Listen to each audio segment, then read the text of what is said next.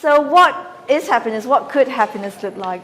Just how hard is it to picture happiness? If philosophy and religion don't have all the answers, could technology help us take a peek through to the other side? And given the world in turmoil, is happiness a shifting or even shifty concept? Does it exist? And being in a garden city that brands itself as a paradise, for shopping, for food, it's peaceful, the sun is always shining, everywhere is shiny, surely happiness is bright and clear.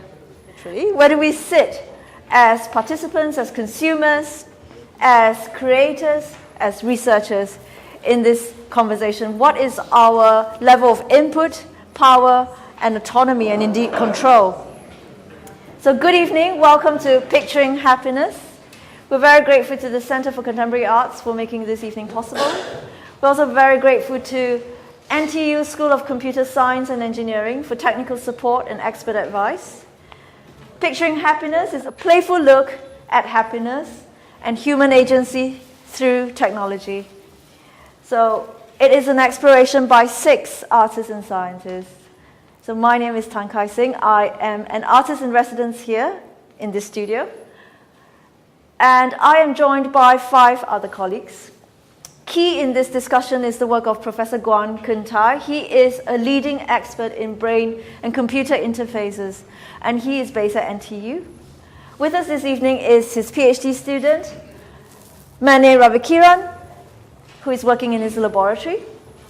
We also have Philip Tan, a visionary creative director, and surround sound designer, composer, and educator. Airik, art educator, talented storyboard artist, and set designer, as well as Patrick Poe, who calls himself a time-lapse artist, and whose work brings together time, motion, and space. But for this evening's experiment, we need the help of you and you. 3 very brave individuals who have volunteered for us. So if you notice, they are wearing something on their heads, and these are EEG devices. And what they do is they read electrical signals from your brain. And the one that we're using tonight is called Muse, and it's marketed as a meditation device. And the idea being that the more relaxed you are, the more you're rewarded. If you're not relaxed, it will actually play sounds of thunderstorms and so on. So what is actually selling? It seems like it's selling the idea that a relaxed mind is a very valuable one, and a relaxed mind is a happier one. And this is part of a very powerful industry, part of a well-being industry. And EEG is normally used in a medical context. It's used to diagnose, prevent, and treat conditions like epilepsy, stroke, and cognitive impairments, and so on. But now they've entered our everyday lives. So as artists and scientists, we are curious about what devices like these can do. And we're also curious about how we can play with it a little bit.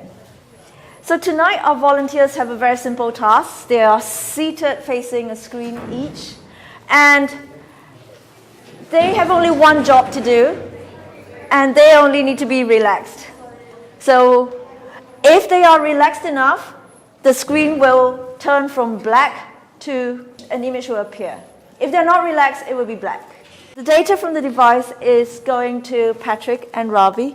They're processing the data.